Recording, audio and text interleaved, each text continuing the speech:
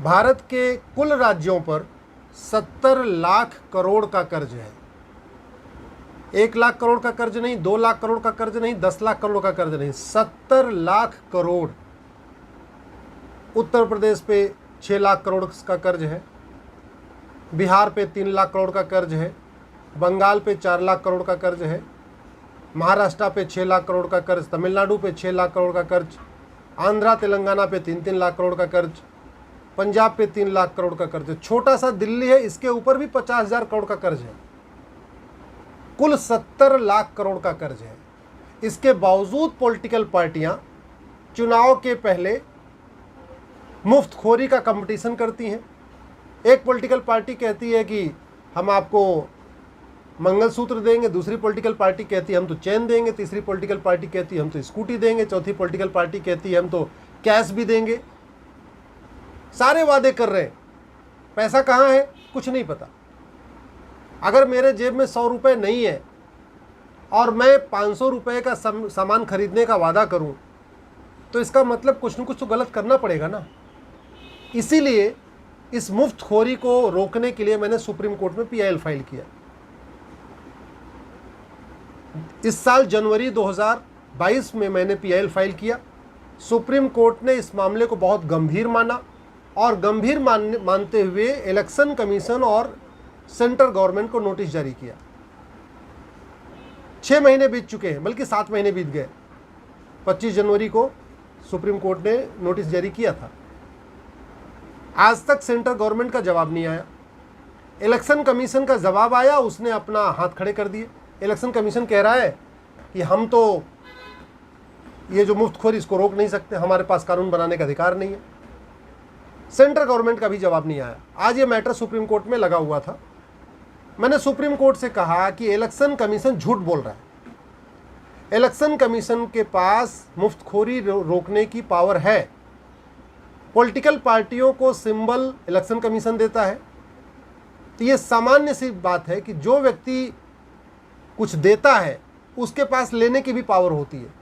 Election symbol political पार्टियां देती हैं, पॉलिटिकल पार्टियों को इलेक्शन सिंबल इलेक्शन कमीशन देता है, इसलिए वो सिंबल वापस ले सकता है। किस पॉलिटिकल पार्टी को स्टेट की मान्यता मिलेगी, किस पॉलिटिकल पार्टी को नेशनल पॉलिटिकल पार्टी की मान्यता मिलेगी, ये भी इलेक्शन कमीशन तय करता है। तो यानी जो पार्टियां मुफ्तखोरी को बढ़ा रही हैं उनकी जो मान्यता है वो भी इलेक्शन कमीशन रद्द कर सकता है।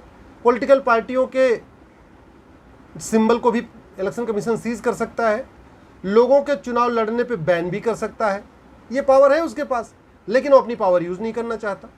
दूसरी तरफ सेंट्रल गवर्नमेंट में कई बार ये बात होती है कि मुफ्तखोरी ठीक नहीं है, लेकिन कानून सेंट्रल गवर्नमेंट ने आज तक नहीं बनाया।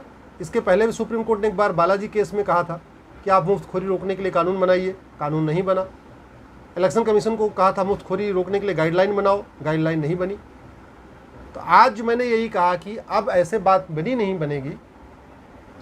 पॉलिटिकल पार्टियों की मान्यता रद्द करने, कैंडिडेट के चुनाव लड़ने पे रोक लगाने के लिए एक गाइडलाइन ज़रूरी है, सुप्रीम कोर्ट का डायरेक्शन ज़रूरी है। दूसरा, इंडियन पिनल कोड में ब्राइबरी का कानून है, ब्राइबरी की एक धारा है, लेकिन इसको ब्राइबरी माना नहीं जाता। अरे भैया, इससे बड़ी ब्राइबरी क्या होगी।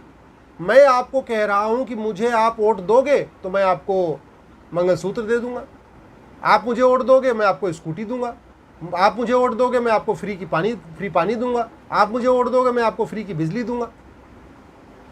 पॉलिटिकल पार्टी वादा करती है, ये पैसा कहाँ से लाता है? क्या पॉलिटिकल पार्टी अपने घर से पैसा लाती है? क्या कोई नेता अपने घर से पैसा लाता है या पॉलिटिकल पार्टी अपने चंदे में से ये काम करती है? पैसा किसका? टैक्स पेयर का।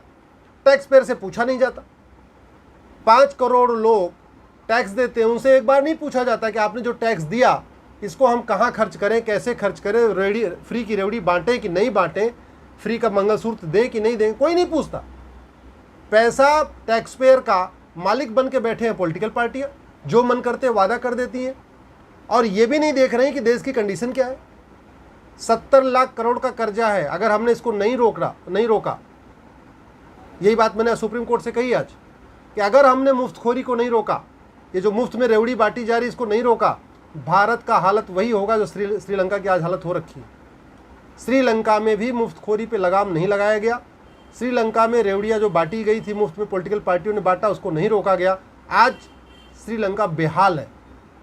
100 रुपये किलो चीनी मिल रही है, 100 रुपये का एक एक लड्डू मिल रहा है वहाँ पे। ये सिचुएशन आ गई, इतनी महंगाई हो गई, पूरी तरीके से बैंकरप्ट हो चुका है श्रीलंका, पूरी इकोनॉमी बर्बाद हो चुकी है। कोई श्रीलंका को उधार देने के लिए तैयार नहीं है।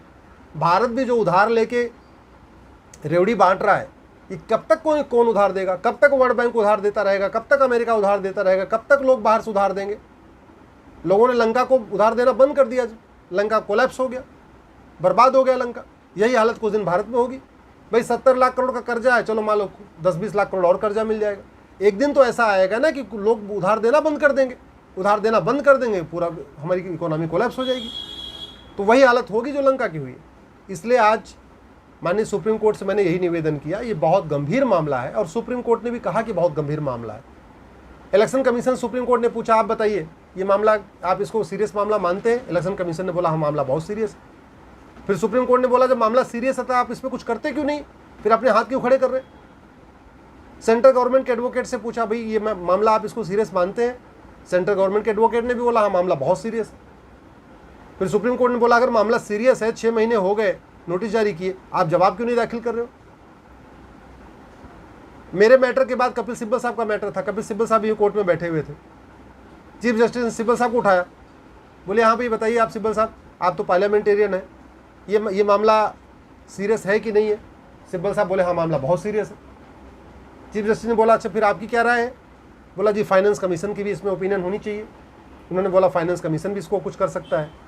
तो अब 1 सप्ताह बाद दोबारा सुनवाई होगी और इलेक्शन कमीशन को फिर से आके बताना है कि वो क्या क्या स्टेप्स लेने वाले हैं इस मुफ्तखोरी को रोकने के लिए। सेंट्रल गवर्नमेंट को बताना है कि वो क्या क्या इस पर कानून बनाने वाले हैं मुफ्तखोरी को रोकने के लिए। अभी हमने ये भी मांग किया कि इसको लॉ कमीशन की भी ओपिनियन ले लिया जाए। तो election commission, finance commission, law commission, NITI Aayog, कानून मंत्रालय, वित्त मंत्रालय, सबकी ओपिनियन के बाद एक इस पर ढांचा आएगा। नहीं आया तो पंजाब में जो काम आम आदमी पार्टी ने किया, आपको पता है पंजाब के ऊपर 3 लाख करोड़ से ज़्यादा का कर्जा है। टोटल पंजाब की पॉपुलेशन 3 करोड़ के आसपास है और 3 लाख करोड़ का कर्जा है। इसका मतलब पंजाब में रहने वाले जितने भी छोटा जो बच्चा है उसके ऊपर भी 1 लाख का कर्जा है। दिल्ली की पॉपुलेशन 2 करोड़ है, 50,000 करोड़ का कर्जा है। अब खुद ही आप कल्पना कर लीजिए, कोई ऐसा दिल्ली का छोटा बच्चा भी नहीं जिसके ऊपर कर्जा नहीं। यूपी की पॉपुलेशन 25 करोड़ है, 6 लाख करोड़ का कर्जा है। मध्य प्रदेश के ऊपर भी कर्जा। ऐसा भारत में कोई स्टेट नहीं जिसके ऊपर 10,000, 20,000, 50,000 करोड़ का कर्जा नहीं है। ज़्यादातर राज्यों पे तो भाई हमारे देश में आप समझो ना 70 लाख करोड़ का कर्जा है। चाहे वो बिहार हो या बंगाल हो या यूपी हो या बिहार, आपका झारखंड हो, छत्तीसगढ़ हो, सारे राज्यों पे कर्जा है। लेकिन पॉलिटिकल पार्टियां ये जनता को बता ही नहीं रही हैं।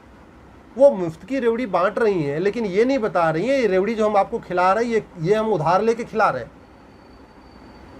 भाई उधार लेके घी पीने से अच्छा, उधार लेके अच्छे कपड़े पहनने से अच्छा है भैया उधार मत लो, जितनी अपनी चादर उतना पैर फैलाओ।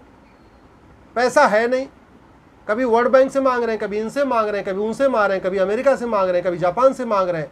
सड़क बनाने के लिए, मेट्रो बनाने के लिए, ट्रेन बनाने के लिए, प्लेन बनाने के लिए, एयरपोर्ट बनाने के लिए, सब चीज़ के लिए बाहर से पैसा ले रहे हैं और यहाँ पे मुफ्तखोरी को बढ़ा भी रहे। चुनाव जीतना है, चुनाव जीत के क्या करना, भ्रष्टाचार करना। 70 लाख करोड़ का कर्जा है, 70 लाख करोड़ का बजट है। इस बजट का 20% हर साल घूसखोरी, कमीशनखोरी, दलाली में जा रहा है। आपने देखा होगा अभी बंगाल में, बिहार में किस तरीके से, बंगाल के ऊपर भी 4 लाख करोड़ का कर्जा है और मंत्री 20-20 करोड़ अपनी महिला मित्रों को दे रहे हैं। जिस राज्य के ऊपर इतना बड़ा कर्जा हो उस राज्य का एक मंत्री अपनी महिला मित्र को 20 करोड़ रुपए उसके घर में मिला है। अभी भगवान जाने टोटल कितना और पैसा होगा। 20 करोड़ तो कैश मिला है। अभी पता नहीं कितनी पेट्रोल पंप होगी, कितनी और उनके फैक्ट्रियाँ होंगी और क्या क्या उनके पास और प्रॉपर्टी में लगा होगा। हो सकता है कोई शॉपिंग मॉल भी हो सकता है प्लॉटें भी हो सकता है फ्लैट भी हो, भगवान जाने और क्या क्या होगा, वो तो जांच में पता चलेगा। तो इस देश के नेता, जो देश खुद बदहाल है, जो देश खुद इस समय फटेहाल है, जो देश खुद कर्ज में डूबा हुआ है, सारे राज्य कर्ज में डूबे हुए हैं, लेकिन नेता सत्ता की खातिर लगातार मुफ्तखोरी बढ़ा रहे हैं। और सत्ता क्यों चाहिए? सेवा करने के लिए नहीं चाहिए, सत्ता चाहिए और लूटने के लिए। और ज़्यादा जो है, जो कर्ज लेके आ रहे हैं उसको भी और लूट कर अपने घर में रखने के लिए। सत्येंद्र जैन का आपने देखा दिल्ली में, ईमानदार, कट्टर ईमानदार, अभी तक जेल में बंद हैं, हवालात में चल रहे हैं, हवाला का धंधा करते थे, कट्टर ईमानदार थे, हवाला का धंधा कर रहे थे। अभी आपने दिल्ली का देखा शराब के ठेके में क्या क्या कहानी हुई है, सीबीआई जांच चल रही है, कुछ दिन बाद पता चलेगा कि जो दलाली हुई इसमें किसने किसने लिया। तो जो कट्टर ईमानदार बता रहे वो भी लूट रहे, जो सेकुलर बता रहे वो भी लूट रहे, जो अपने आप को समाजवादी कह रहे वो भी लूट रहे। सत्ता मिल जाए बस, उसके बाद देश जाए बर्बाद में। इसलिए मेरा ये मानना है, इस मुफ्तखोरी को बढ़ाने के लिए हम और आप जो कर सकते हैं, जैसे मैं सुप्रीम कोर्ट जा सकता था, मैं सुप्रीम कोर्ट आ गया, आप कम से कम इतना तो करिए, इस वीडियो को अधिक से अधिक शेयर करिए, ज़्यादा से ज़्यादा लोगों को टैग करके ट्वीट करिए, अपने सांसद और विधायक से पूछिए कि आपके